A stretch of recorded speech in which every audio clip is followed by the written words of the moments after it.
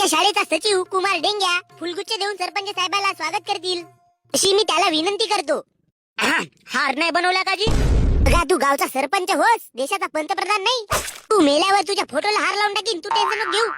आता जेवढी इज्जत भेटत आहे तेवढी घे, नाही तर मग ते काढून घेईन मी. गण्या, पाहुण्यासोबत तसा बोलावासा नाही. तर गावच्या विकासाला डुबवून मारणारे आणि गावातली निधी आलेली पूर्ण खिशात दाबणारे सरपंचाचा स्वागत झालेला आहे. अबे पण कोटी फुलगच्छ दिले आणि कोटी स्वागत केलं बे माझा. तुम्हाला इज्जत भेटली, घेता नाही आली. आता कार्यक्रमाला लगेच उशीर होत आहे सरपंच साहेब. तर आता सरपंच साहेब आपल्याला 2 शब्द प्रबोधन करतील अशी मी त्यांना विनंती करतो. तर इथे जमलेल्या बंधू आणि भगिनींनो, अबे कार्यक्रम चालू कर. एवढीच लायकी आहे बुडग्या तुझी? अबे मला 2 शब्द तर बोलू द्या. सरपंच साहेब जय हिंद बोलून विषय मोकळा करून टाका.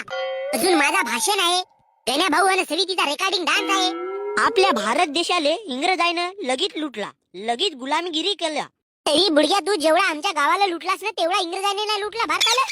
सरपंचाला पगार पाहिला 3 आणि एका वर्षात तुला फॉर्च्युनर न बंगला कसा बांधला? बा माझ्या मेहनतीची कमाई हो बाने गण्या तू.